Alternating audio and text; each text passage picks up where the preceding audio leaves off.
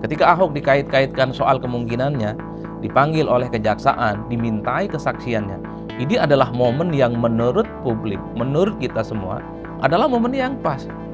Karena kita tahu Ahok itu biasanya suka belak-belakan, Ahok itu bisa menunjukkan data-data, Ahok itu bisa menunjukkan fakta-fakta, dan tentu saja posisinya sebagai komut saat itu, 2019-2024 kalau tidak salah, pastinya melihat dari dekat sebenarnya bagaimana praktik-praktik yang dilakukan oleh oknum-oknum Pertamina yang mengambil untung yang mengakibatkan korupsi 193 triliun itu lantang terjadi.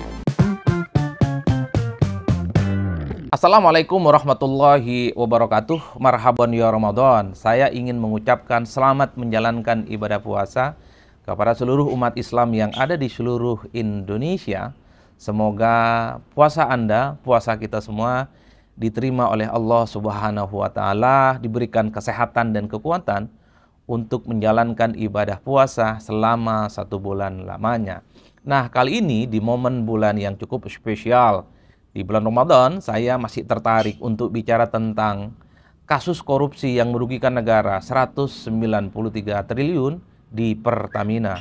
Sampai hari ini kalau kita mau jujur, sekalipun sudah diungkap ada kerugian negara yang cukup fantastis 193 triliun, tapi kan masih terjadi silang pendapat, masih terjadi tawuran opini antara pihak Pertamina dengan Kejaksaan Agung. Kita dengarkan dalam rilis yang disampaikan secara terbuka oleh Kejaksaan, sudah terindikasi kerugian negara yang cukup fantastis ini itu tidak bisa dilepaskan dari praktek yang cukup jahat karena ada oplosan yang dilakukan oleh oknum-oknum jahat tertentu yang kemudian mengubah Pertalite kemudian menjadi Pertamax, atau oplosan Pertalite yang kemudian dijual dengan harga Pertamax. Per hari ini Kejaksaan Agung mengindikasikan itu adalah sebagai sebuah temuan yang kemudian sangat merugikan kita semua, baik negara ataupun seluruh rakyat Indonesia yang selama ini pastinya merasa dirugikan, merasa dibohongi, dan tentu saja merasa didolimi. Karena rakyat yang dulu itu dipaksa untuk pindah ke Pertamax khususnya adalah mereka yang berharap bahwa kualitas BBM yang mereka gunakan itu baik, kemudian irit, dan tentu saja sangat berguna untuk kelangsungan kendaraan yang mereka gunakan. Tapi pengungkapan yang dilakukan oleh Kejaksaan Agung ini tentu cukup mengagetkan karena yang digunakan oleh Pertamax itu tidak lebih dari sekedar oplosan yang dilakukan oleh oknum-oknum yang tidak bertanggung jawab. Tapi pada setting bersamaan, coba kita dengarkan pernyataan-pernyataan dari pihak Pertamina, baik yang dilakukan secara terbuka ataupun hasil RDP, rapat dengar pendapat dengan kawan-kawan DPR, mereka membantah bahwa tidak ada ceritanya oplosan. Tidak ada yang kemudian misalnya bahan yang Pertalite diubah, diakal-akalin menjadi barang Pertamax. Mereka itu hanya mengatakan bahwa ada memang penambahan yang disebut dengan aditif yang tujuannya adalah untuk meningkatkan value ataupun kualitas BBM mereka sehingga kualitasnya itu bisa kompetitif dan baik untuk kendaraan. Istilah-istilah aditif itu sebenarnya adalah istilah elit dan tidak semua orang bisa memahami itu. Tapi secara prinsip ya, pihak Pertamina itu ingin mengatakan bahwa mereka tidak melakukan oplosan seperti yang kemudian disangkalkan atau tidak melakukan praktek-praktek jahat oplosan seperti yang dituduhkan oleh Kejaksaan Agung yang sudah melalui pengungkapan yang merugikan negara itu. Dalam konteks ini menurut saya ke depan harus segera digelar perkara sebenarnya yang terjadi pada hari ini soal kerugian negara kita. Betul tidak ini ada oplosan gitu ya. Ini barangnya Pertalite tapi kemudian dijual dengan kualitas Pertamax. Atau ini sebenarnya Pertalite tapi dikasih stiker Pertamax. Ini kan untuk memberikan satu kepastian bahwa ini terjadi oplosan atau sebenarnya ada praktik-praktik lain seperti yang sudah sering kita lakukan. Misalnya oknum kejahatannya itu mengatakan bahwa lifting minyak kita, bahwa soal minyak kita yang tidak terlampau mencapai target setiap bulan, setiap tahun, itu menjadi alasan supaya negara kita ini mengimpor barang dari luar, supaya mengimpor dari pihak-pihak asing. Itulah yang kemudian dijadikan sebagai alat untuk mengeruk keuntungan yang cukup luar biasa. Itu yang saya kira memang harus perlu diklarifikasi. Karena kalau ini tidak bisa diklarifikasi, tidak bisa dituntaskan, dikhawatirkan ini hanya akan menjadi isu liar untuk mencari sesuatu yang sebenarnya tidak clear. Rakyat taunya harus mulai bisa dibuktikan bahwa praktik jahat ini adalah praktik yang betul-betul murni dilakukan secara sistematis oleh oknum tertentu, oleh aparat-aparat tertentu, pejabat-pejabat BUMN yang selama ini memang sering diindikasikan bermain nakal. Rakyat hanya ingin tahu bahwa kerugian negara itu praktiknya semacam apa. Apa betul misalnya RON 90 tapi dijualnya 92, atau RON 88 kemudian dijualnya 90. Itulah yang kemudian hanya ingin memberikan satu kepastian di tengah distingsi bagaimana pendapat dari penyidik Kejaksaan Agung dengan pihak Pertamina. Publik berharap kasus ini segera disidangkan sehingga fakta-fakta hukum itu kemudian bisa diungkap sebenarnya siapa yang bersalah. Apakah betul tidak ada oplosan? Bahwa yang sebenarnya itu yang terjadi hanya sebatas penambahan zat aditif untuk meningkatkan kualitas BBM.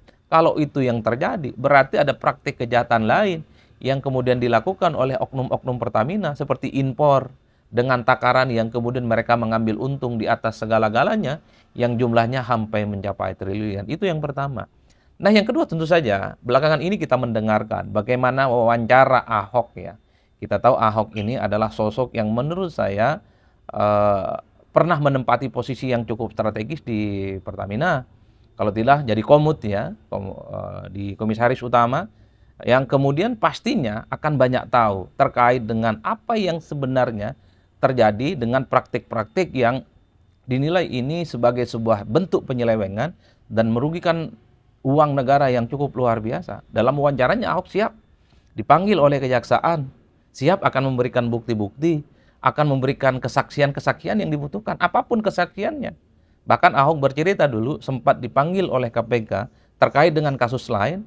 Ahok menyatakan memberikan semua data dan informasi yang Ahok tahu untuk memberikan bagaimana kejelasan-kejelasan terkait dengan kasus yang sedang ditangani oleh KPK itu bisa tuntas. Nah, hari ini ketika Ahok dikait-kaitkan soal kemungkinannya dipanggil oleh kejaksaan, dimintai kesaksiannya, ini adalah momen yang menurut publik, menurut kita semua adalah momen yang pas.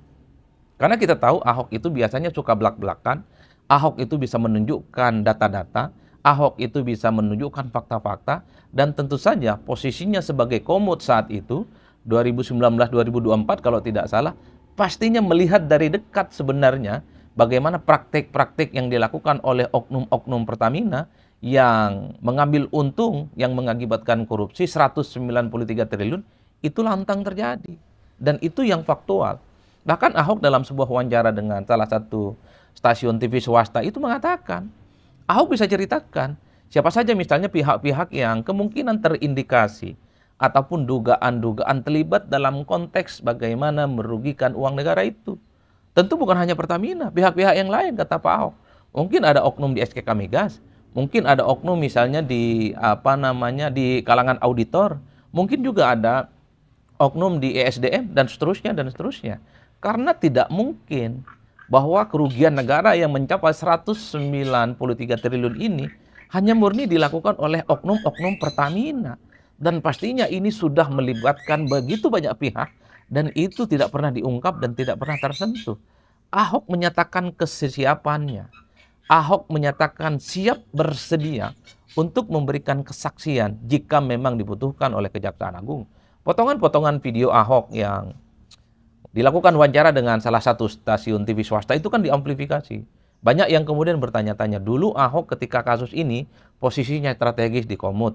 Banyak juga yang mencari-cari supaya memang Ahok itu dipanggil dan diminta kesaksiannya terkait dengan ini. Oleh karena itu di antara begitu banyak terkait dengan kekisruhan, sebenarnya modus seperti apa terkait dengan mega korupsi di Pertamina ini, mungkin Ahok adalah sebagai salah satu orang sosok yang paling pas untuk mengurai bagaimana anatomi, bagaimana rumitnya mengurai soal siklus dan mata rantai terhadap jaringan-jaringan kejahatan untuk merugikan negara kita ini. Bahkan dalam wawancaranya Ahok mengatakan siap kapan saja untuk dipanggil dan siap untuk membeberkan fakta-fakta, data-data, dan informasi yang dibutuhkan oleh kejaksaan. Tapi Ahok minta dengan salah satu syarat bahwa apapun yang dia berikan sebagai kesaksian terkait dengan pengungkapan kasus Pertamina ini bisa dia siarkan secara terbuka. Ini bisa disiarkan secara langsung dan bisa diakses oleh seluruh rakyat Indonesia. Ini tentu menarik Di era yang semakin terbuka, mestinya tak ada lagi hal-hal yang bisa ditutup-tutupi. Karena tentu rakyat itu akan melihat ketika Ahok misalnya ya, jadi dipanggil sebagai saksi akan bercerita. Dalam rapat-rapat yang dia ikuti sejak lama, ketika posisinya sebagai komut, akan bercerita bagaimana tentang kebolongan, tentang kerugian negara, siapa pihak-pihak dan oknum-oknum yang bandel, sekalipun ada kerugian tapi tetap dilakukan dengan kebijakan-kebijakan yang memang jelas-jelas merugikan misalnya. Akan kelihatan.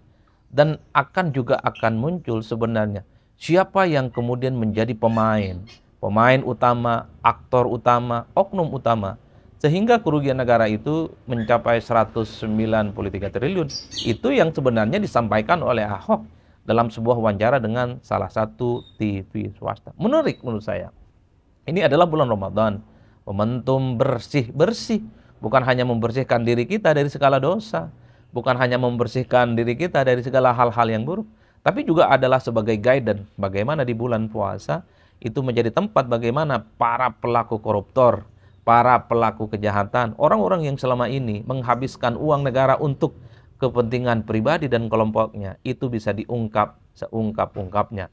Tentu Ahok hanya menjadi salah satu orang yang mungkin bisa ditelusuri bagaimana pengetahuan dan informasinya terkait dengan kekisruhan yang ada di Pertamina. Mungkin akan begitu banyak pihak-pihak yang lain yang mestinya juga akan diungkap, akan dimintai keterangan dan pendapatnya terkait dengan uang negara yang sudah jelas-jelas ini cukup takjub dan cukup melukai perasaan yang ada di seluruh Indonesia. Oleh karena itu, kita sebagai rakyat Indonesia, apakah kasus Pertamina ini oplosan, ataukah misalnya ada praktik-praktik lain, misalnya terkait dengan impor, yang kemudian itu dimainkan oleh oknum-oknum nakal, ataukah misalnya ada indikasi-indikasi lain untuk mencari keuntungan. Rakyat cuma ingin tahu bahwa jangan lagi ada praktik yang semacam ini. Yang kedua, ungkap siapa aktor-aktor kunci, aktor-aktor yang selama ini tidak pernah tersentuh, tidak pernah bisa diungkap, supaya kasus seperti ini tidak bisa terulang. Ini peristiwa lama dan peristiwa panjang, dan agak nggak masuk akal kalau semua orang itu seakan-akan tidak tahu. Dan ketiga yang paling prinsip, pastinya ada kekuatan besar yang sebenarnya mencoba untuk menguasai bagaimana persoalan BBM kita, persoalan minyak kita di Indonesia itu tidak bisa digantikan posisinya. Tiga hal ini yang paling mungkin bisa akan kita tunggu bagaimana Kejaksaan Agung di masa-masa yang akan datang akan semakin mendalami bagaimana proses kerugian negara yang dilakukan oleh oknum Pertamina ini bisa diungkap setuntas-tuntasnya.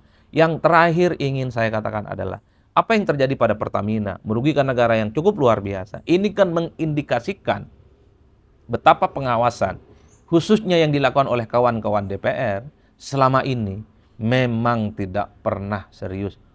Bahwa pengawasan yang dilakukan oleh anggota dewan yang mulia dan terhormat, yang selalu bicara atas nama rakyat, ini berarti tidak pernah menyentuh dan mungkin tidak pernah tahu bahwa ada praktek-praktek curang, praktek-praktek culas, praktek-praktek jahat yang jelas-jelas itu sejak lama dilakukan di negara kita oleh aparat-aparatus internal yang bekerja di Pertamina untuk mengeruk keuntungan pribadi. Pengawasan adalah sebenarnya menjadi kunci bagaimana tindak penyelewengan merugikan uang negara itu bisa dilakukan. Tapi ya sudahlah, kita tentu tidak bisa berharap banyak kepada anggota kedewanan yang memang dari dulu kita tahu kinerja mereka suka dikritik oleh publik, kinerja mereka yang dianggap tidak terlampau sesuai dengan harapan. Oleh karena itu kita berharap bagaimana Kejaksaan Agung segera untuk menyidangkan supaya kasus ini transparan, kemudian ini sesuai dengan semangat yang ingin disampaikan oleh Presiden Republik Indonesia Pak Prabowo Subianto bahwa para koruptor akan dikejar hingga antariksa dan liang kubur. Ini adalah momennya. Pertamina dan kasus-kasus yang lain ke depan memang sudah mulai harus dibersihkan. Ini adalah sektor strategis yang langsung menyangkut kepentingan seluruh rakyat Indonesia. BBM itu adalah sektor kunci yang selama ini memang menjadi kebutuhan langsung yang dihadapi oleh rakyat. Tentu kita tidak mau di masa-masa yang akan datang terjadi praktik-praktik jahat, praktik-praktik korup, dan yang paling penting pelakunya harus dibuat jerah, diungkap, dan kemudian diperlakukan dengan hukum sesuai yang ada di Indonesia. Saya kira di situ salam politik syai'un syai'un pastinya mantap semantap-mantapnya.